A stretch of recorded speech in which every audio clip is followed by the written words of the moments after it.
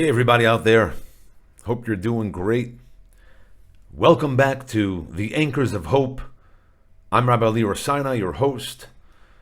And before I say anything else, I want to tell you why this episode exists and what it inspires. This episode is our 24th wedding anniversary. That's my wife and I. And for 24 years, the one truth has become clearer with every passing year, is the greatest anchor in human life is not necessarily, well, it's not ideology, it's not achievement, not even faith in the abstract, it's love. Particular, chosen, covenantal love. So today, I want to teach about love. I want to talk about love, not the greeting card version or the Hollywood version or anything else that is sort of produced and designed to create a quick reaction or a tearjerker. But I want to talk about the real one, true love, the ancient, mystical, wondrous love, the one our tradition has spent centuries explaining, teaching about, talking about, without the ability to quite contain, because love is mystical, love is powerful, love is a blessing. And this episode is dedicated to my wife. She might be embarrassed by what I have to share or why I am raising this as a topic for this episode, but that's part of why I love her. And I want to share with others. You see, we live in a culture that confuses love with feeling, love with chemistry, love with early rush of attraction and novelty. And that rush is real. That experience is real. That electricity between two people who are drawn to each other intellectually, physically, spiritually. It is real and it is a gift. But it's not love per se. It is love's beginning. It is the entry point towards what love actually becomes. The Hebrew language, as usual, is a bit more honest than we are with words and meaning. The word we use for love is ahavah, spelled Aleph, Hey, Bet Hey, ahavah, love, and from the root hav is to give. Love in Hebrew is not primarily what you feel, it is what you give. Love is active. Love is choice. Love made again and again. Love is the deepest sense of a practice, of an ongoing exercise, a commitment, an establishment of a relationship that is beyond what the eye can see and is deepened over time. It's an investment. It's not just something you purchase. It's not a quick fix. This is not a romantic diminishment. This is a romantic elevation, because it means that love is not just something that happens to you and then fades away. It's something you build over decades, over time, through 10,000 ordinary moments of continuously, consistently choosing the other person. That is what we've been doing for 24 years in my own relationship here with my wife. And this is what we have been doing for one another. What I do for her and what she does for me is continuously choosing the other, continuously making that effort, being present for one another. King Solomon, Melech Shlomo, is one of the wisest of all people, and we know this throughout our history, spent a great deal of Kohelet, the book of Ecclesiastes, cataloging all the things that do not satisfy the soul. Wealth, power, pleasure. He tried everything and found it hevelim, vapor, breath, emptiness, meaningless. Rabbi Joshua Heschel, who speaks of things when magnified are forgeries of happiness. The things that we think are important, the things we purchase, that new iPhone or phone, that new pair of sneakers or car, whatever it might be, those are things that we put importance to. They are forgeries of happiness. In the book of Ecclesiastes, King Solomon, in the book of Kohelet in Hebrew, he pauses and shares something different. He says, Tovim hashnaim min echad, ki im yipolu echad, yakim et chavero. Two are better than one, for if they fall, one will lift the other. The simple reading, the pshat, is practical enough. Two people facing the world together are stronger than just one person, of course. We are social animals. We are not built for isolation. We need one another. But King Solomon is also not writing about a management manual. He is writing from his own life's experiences, from the knowledge that all the crowns in Jerusalem, all the jewels that he had acquired, could not replace the warmth of another human being who sees you, who knows you, and who chooses you anyway, either way, always. The commentary tradition asks about this verse, what does it mean to lift the one who has fallen? It is not only about a stumble on the road, a pebble, a speed bump that you might trip over.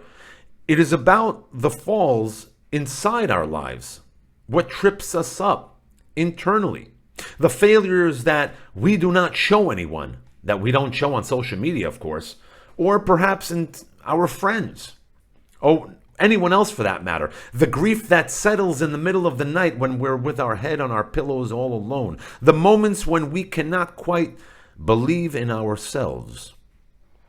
Someone who loves you does not wait for you to be at your best. They show up at your worst. They lift you not because you deserve it in that specific moment, but because you are theirs and they are yours. Ani ledodi v'dodi li, I am for my beloved and my beloved is for me. That is not a small thing. That is, as Solomon says, King Solomon in the book of Kohelet, Ecclesiastes, that is better than one. Two are better than one. There is no tradition or no human tradition in history that has more to say about love than ours, as far as I'm concerned. And I didn't really map it out, but that's my sense of what is out there in the literature. And none has been more honest about what love asks of us. Shir HaShirim, the Song of Songs, is the most unusual text that we find in the Tanakh. The Tanakh is the compilation of the Torah, the prophets, and the writings. Torah, Nevim, Ketuvim. The Song of Songs, and it reads like a love poem, because it is a love poem. It's about two lovers calling to each other across distance, across time, with language so raw and so beautiful that the rabbis debated whether it even belonged in the canon at all, in that compilation of Holy Scripture, Holy Text. Rabbi Akiva, of blessed memory, settles the question when he says, Kol kitvei hakodesh, kodesh, v'shir hashirim, kodesh kedoshim. Rabbi Akiva says all the writings are holy, but the Song of Songs, this love song, is the Holy of Holies. The Holy of Holies, the innermost chamber of the temple, the place where heaven and earth meet. Rabbi Akiva, blessed memory, was saying, actually, love is not a distraction from the sacred. Rather, love is where the sacred lives, where the mystical, where the physical and the spiritual intersect. The Talmud, in the Tractate of Berachot, teaches that a man who loves his wife as himself and honors her more than himself, Shalom is present in his home. Peace is present in the home. Shalom. That one word, that word that we often use to translate as peace, when it really means wholeness, shalem, completeness. A home built on love is not just a happy home. It is a whole home. A home in which something missing in the world has been restored. Ohevet ishto kegufo umichabda yoter migufo. He who loves his wife as himself and honors her more than himself, upon him, the verse says, you will know that your tent is at peace. The Rambam Moses Maimonides, one of the greatest philosophers of all time and halachists, teachers and writers of Jewish law, teaches that the love of a person for another, when it is real love, not infatuation, produces a constancy, a consistency, a reliability. You do not love someone when conditions are perfect. You love them as a steady orientation toward their flourishing, their good, their wholeness, and together your betterment. And that is the kind of love that, well, I'll say, survives at least 24 years and counting, God willing. That is the kind of love that gets better, not worse, with time. I want to share something with you that stopped me at the first time I paid attention and noticed it. Something kind of hidden in plain sight, and we all know, we've heard about gematria, the numerical value of words in Hebrew, which is, as we know, not the only language, but not only a language, but is a sort of a cosmic understanding of things. In Hebrew, every letter, if you didn't know, every letter has a numerical value. Aleph is 1, Bet is 2, and so on and so forth. And this is what I said is the discipline of gematria, the understanding that numbers and words are not separate domains, but mirrors to one another. And when two words share the same numerical value, our tradition teaches that we ought to be paying attention. Something here is being revealed. And so the word for ahavah and one, echad, ahavah, love, one being love, ahavah being love, echad being one, has a numerical value of 13. Ahavah, aleph, hey, vet, hey, that numerical value is 13. And the numerical value of echad, aleph, chet, daled, is also 13. Love and one are numerically identical. This is not a coincidence. This is instruction. Because true love, ahavah in its deepest sense, does not produce two people living side by side as roommates. It produces oneness, not the erasure of an individual, but a unity of two people that transcends the boundary between self and the other. You remain you, they remain them, and together you become something that is neither you or that person on their own, something much greater, something much more powerful, larger than self. The Zohar, the text in Kabbalah and Jewish mysticism, teaches that a soul, when it descends into the world, is already in search of its other half, not because it is incomplete as a soul, but because the world requires partnership to be repaired. Tikkun. Two souls in genuine love are not two anymore. They are an echad. They are one. They become one. Oneness, unity. And here is where the mystery deepens, because when you add the numerical value of ahavah, 13, and echad, 13, together you arrive at 26.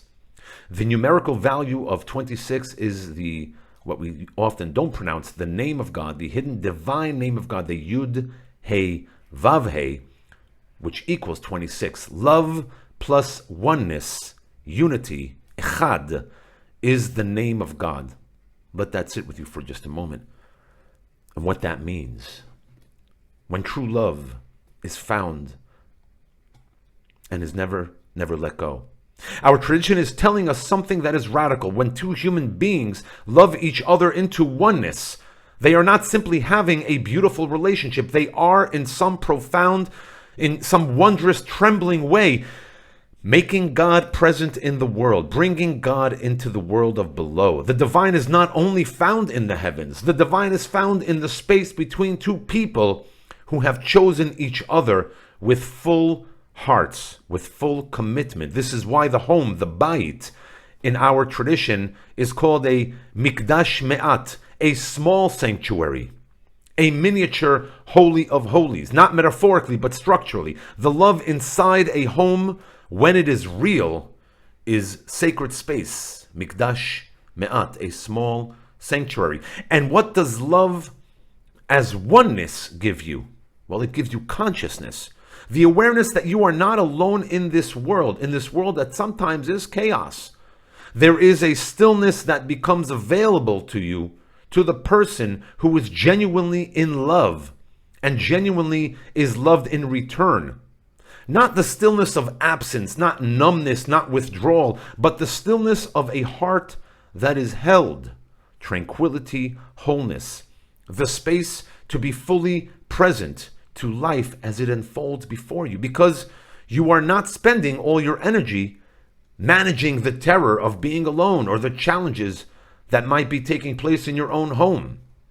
This is what it means to live consciously, to move through the world and throughout life's journey, not grasping, not clutching, not afraid, but grounded, anchored, open to the universe as it works and unfolds in its infinite ways to provide you with the greatest of potential to become the best version of yourself, because you have someone beside you who is willing to help you, who is willing to pick you up if you fall. Ahavah, echad, equals 26, the mathematics of the sacred written into the language of love, of oneness, of unity.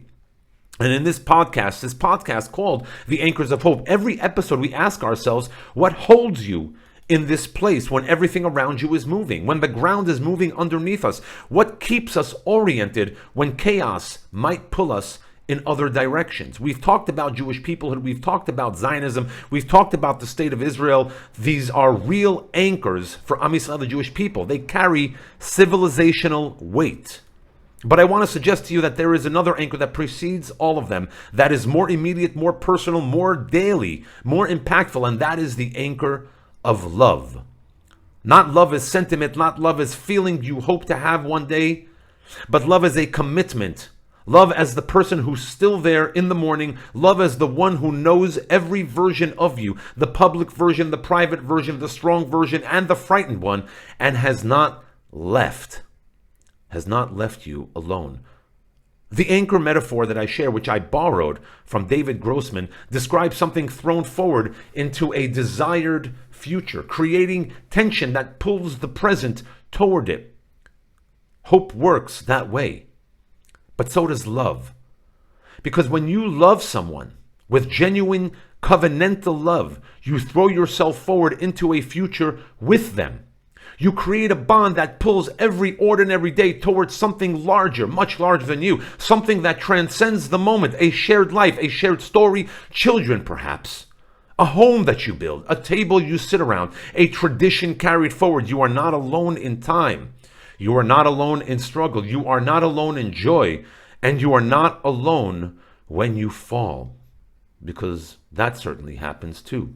King Solomon knew this in his book, as he shared in Kohelet, Ecclesiastes. This is why, in the middle of his writing, sustained meditation on emptiness, he pauses for love. Because love is the one thing that does not feel like thin air, vapor. Love is the one anchor that, when held, holds strong, holds well. Ahavah, love, is no different. It is a practice. It is a practice of noticing the other person, of seeing them before you see yourself, of asking not only what do you need today, but what they need today, of remembering that the person across the table from you has a whole inner life that deserves your curiosity, your patience, your wonder, your support. The cheshbon nefesh, the accounting of the soul that we ask of ourselves each and every day is, where did I fall short in my love today? Not with guilt, but with the orientation of growth. Tomorrow I can give more. Tomorrow I can see more clearly. Tomorrow I can be more present. That is not a diminishment of love. That is what loves look like. That's what love looks like at its deepest commitment. The willingness to keep growing toward another person. It doesn't just happen over time. Marriage doesn't just a one-time thing and it's over. The work continues day in and day out. And so I want to close by speaking directly to my wife, who is hopefully listening right now, or will hear about this from someone who did and will find it, hopefully not too embarrassing that I shared. But either way, I'm not embarrassed, because 24 years ago, my love, I chose you and you chose me. And every day since, I have been given the gift of choosing you again and again. You are the one who lifts me when I fall. You are the one who knows me at my worst and stays anyway. You are the fullest sense of the word, my anchor. And I hope I am the same for you. To everyone listening out there, I do not know what love looks like in your life. Maybe you are in a long marriage. Maybe you are building something new. Maybe you are in a season of longing, of waiting, for the one who will know you fully. And maybe you have loved and lost and are learning how to love again. Wherever you are, our tradition says this clearly: you are not meant to be alone. The human heart was designed for connection. Two are better than one. Not as a consolation, but as a declaration about the structure of reality and purpose, making meaning in our lives. Love is not a distraction from the sacred work of this moment, for example, in Jewish history and where Am Yisrael find themselves. Love is the foundation of which the sacred work is built. Strong homes, strong families, strong communities, these are how people endure. This is how our people has endures. These are how hope is carried forward, ledor vador, from generation to generation. And so as I ask every single week, what kind of ancestors will we be? Will we be the ones who choose love even when it is hard? Who stayed even when staying was asked something of us? Who built something that is worth inheriting? I believe we will. I have to believe that we will. This is what active hope asks of us. This is what it means to be an active agent of manifesting a destiny that is filled with meaning and purpose. And so I want to take this opportunity to thank you. Thank you for listening to the Anchors of Hope. If this episode moved you in any way, please consider sharing this with someone you love or someone who might need to hear this. Subscribe, maybe leave a review, and share this with your circles. Want to wish everybody out there better days ahead, and may you always find yourself with someone else, because two are better than one. And as I always like to say, Am Yisrael Chai. It's not just a slogan, it's a way of life. Sending love and light from Israel. Till next time, everyone, stay anchored